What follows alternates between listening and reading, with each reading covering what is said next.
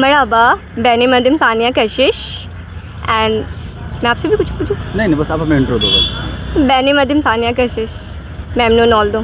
Okay. Hello guys, welcome back to our channel नए उड़ान। मैं हशमत सईद। उम्मीद करता हूँ आप लोग अच्छे होंगे।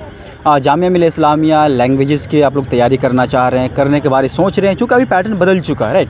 पहले जामिया खुद एंट्रेंस एग्ज़ाम लेती थी, खुद उसका एक अलग पैटर्न था, बट अब वो क्या हो गया, CUET में चला गया, राइट। तो CUET में जाने के बाद नंबर ऑफ़ क्वेश्चन भी चेंज हो गए, उसका मार्क्स का जो था वो भी चेंज हो गया, सिलेबस भी चेंज हो गया। तो अगर आप जामिया से लैंग्वेज करना चाहें और स्पेशली टर्किश लैंग्वेज करना चाहें तो आपको कैसे तैयारी करनी है, क्या पढ़ना है, कितने पढ़ने हैं और कितना कट ऑफ जाता है, उसके बाद कितनी तैयारी की आपको ज़रूरत है, राइट। ये सारी चीज़ें जानने की कोशिश करेंगे। हमारे साथ है सानिया कशिश, जो टर्किश डिपार्टमेंट से फर्स्ट सेमेस्टर की स्टूडेंट है। आइए उनसे बात करने की कोशिश करते हैं। तो सानिया कशिश, सबसे पहले आपका हमारे चैनल में स्वागत। शुक्रिया।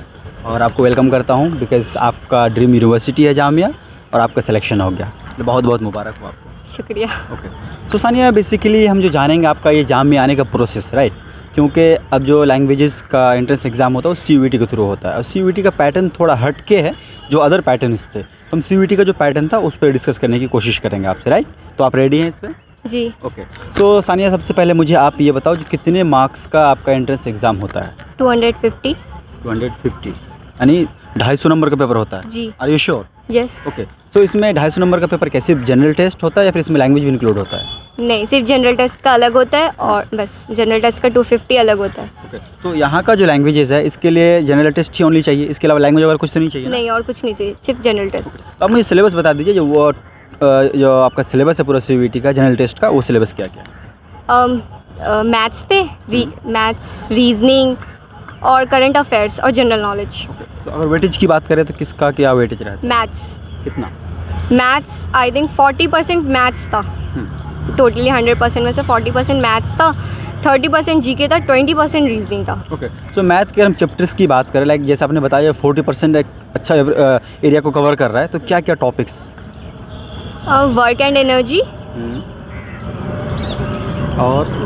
एनर्जी और परसेंटेज थे, अर्थमेटिक प्रोग्रेशंस थे और प्रोबेबिलिटी वगैरह थे बस। और रीजनिंग में किस किस तरह के चैप्टर्स को कवर किया था? रीजनिंग से हर टाइप के थे, coding, decoding, but reasoning easy level पूछता है और मिरर वगैरह ये सब, ब्लड रिलेशंस। जो GK का है? GK आपका कहीं से भी कुछ भी पूछ लेता है, ऐसे हमारे में हिस्टोरिकल के क्वेश्चंस ज़्यादा थे और फुल फॉर्म्स वगैरह भी थे बहुत सारे। फुल फॉर्म वगैरह पूछ हाँ, लिया था? कुछ ऐसा कुछ था ही नहीं बेसिक का कि इतने से इतने तक आएगा, बस वो कहीं से भी कुछ भी पूछ ले रहा था। GK में ऐसा तो नहीं पूछा था लाइक जो वर्ल्ड का फर्स्ट क्या, लास्ट क्या, इंडिया का फर्स्ट क्या, सबसे बड़ा क्या, सबसे छोटा, किस तरह क्वेश्चन पूछता है इसमें क्या? करंट अफेयर्स में ऐसा पूछते हैं, जो करंट में हो रहे थे बस वही ये सब पूछते हैं। तो करंट में अवार्ड वगैरह कुछ? हाँ, करंट अफेयर्स में अवार्ड वगैरह पूछते हैं। ओके। 6 मंथ्स के अंदर में जो भी करंट अफेयर्स आते हैं सारे, कहीं इंटरनेशनल, नेशनल सब। सो सानिया, मुझे आप ये बताओ, लाइक क्योंकि ये लैंग्वेज का है, ठीक है, जनरल टेस्ट, तो इसमें यूरोपियन लैंग्वेजेस है, एशियन लैंग्वेजेस जो अलग अलग हैं, ठीक है। जैसे आप टर्किश कर रहे हो, राइट। तो क्या टर्किश से रिलेटेड या फिर जो अदर है जैसे यूरोपियन कंट्रीज़ हैं, और क्या उससे रिलेटेड क्वेश्चन पूछा जाता है? नहीं, बिल्कुल नहीं। नहीं, बिल्कुल भी नहीं, ऐसा कुछ नहीं है। पास जनरल टेस्ट सिर्फ लैंग्वेजेस के लिए नहीं है, जनरल टेस्ट बहुत से अलग अलग कोर्सेज के लिए भी वो टेस्ट होते हैं कॉमन। ओके। सो मुझे आप बताओ, लाइक एक नया स्टूडेंट जो होता है वो अगर तैयारी करना चाहिए जामिया के लिए, स्पेशली लैंग्वेजेस के लिए, तो क्या क्या करना चाहिए, उसको कैसे तैयारी करना चाहिए? से तो सबसे पहले मैथ्स बहुत अच्छे से आ जानी चाहिए, रीजनिंग आ जानी चाहिए। किसी को अगर मैथ से डर लगता है, फॉर एग्जांपल मुझे ले लो आप, मैथ से कोई ख़ास दिलचस्पी रही नहीं, तो अब मैं कैसे करूँ? रीजनिंग पढ़ लो, रीजनिंग बहुत इजी होती है। रीजनिंग, फिर करंट अफेयर्स, ये दो अच्छे से कर लेना तो हो जा सकता है बस। हम्म। GS की ज़रूरत नहीं? GK भी उतने कुछ खास नहीं होते, बट GK ऐसे होते कॉमन जो आप कर सकते हो, कॉमन सी चीज़ें। तो ये सारी चीज़ आपने पढ़ा कहाँ से था? सेल्फ स्टडी, यूट्यूब से बस और कहीं से नहीं। तो सारा मटेरियल आपको यूट्यूब से मिलकर वहाँ से हम तैयारी कर ली? हाँ, यूट्यूब से मुझे मिल गया और फिर मैंने गूगल से मॉक टेस्ट पेपर निकाला, उससे थोड़ी सी प्रिपरेशन की, बस उसके बाद से मैंने कुछ नहीं किया। तो सानिया, मुझे बताओ, आप जामिया का पेपर टफ आता है, ईजी आता है? सिर्फ जामिया के लिए ये पेपर नहीं है, general test CUET common university entrance test है। तो ये GT जो है ये हर यूनिवर्सिटीज़ के लिए, DU है, JNU है, अलीगढ़ है, हर सब के लिए ये कॉमन पेपर है। तो जामिया के लिए कोई एक स्पेशल नहीं है, ये सबके लिए। टफ भी नहीं है, ज़्यादा कह सकते हैं टफ है। हाँ, टफ तो है, बस GK जो थोड़े से टफ है क्योंकि ये कहीं से भी कुछ एक लिमिट होनी चाहिए, ये नहीं है। अच्छा। ओके। तो कट ऑफ क्या जाता है इसका? कट ऑफ हर सब्जेक्ट के अलग अलग अपने कट ऑफ होते हैं। मेरा टर्किश का था 75 परसेंटाइल। ओके। सो अगर क्वेश्चन की बात करें, नंबर ऑफ़ क्वेश्चन कितना था? नंबर ऑफ क्वेश्चन 60 थे बट आपको 50 सॉल्व करने होते हैं। ओके, एक क्वेश्चन कितने मार्क्स का?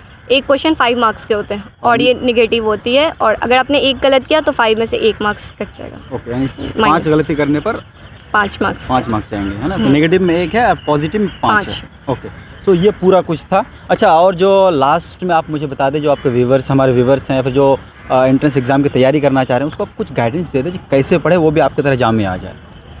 वो मैथ्स तो पहले बहुत अच्छा कर ले, 10 तक की सारी मैथ्स, इजी मैथ्स होती है 10 तक की होती है, वो अच्छे से कर लें। करंट अफेयर्स बहुत अच्छे से कर लें बस, और फिर रीजनिंग वगैरह देख लें, ये सब इजी चीज़ें होती है। अगर आप लैंग्वेजेस के लिए चूज़ कर रहे हो तो फिर ये सब चीज़ें इजी हैं। कितना इनफ होगा? अगर ऐसे कंपटीशन ज़्यादा बढ़ रहे हैं ना, तो इसके लिए परसेंटाइल्स भी घटते जाते हैं। जैसे आपने 250 में से 200 लेकर आ रहे हो, तो कंपटीशन ज़्यादा है ना कि परसेंटाइल आपके घट जा रहे हैं, 70 हैं, ये ऐसे हो जाते हैं। तो इसी वजह से कोर्स के अकॉर्डिंग उस टाइप पे परसेंटाइल्स भी आते हैं।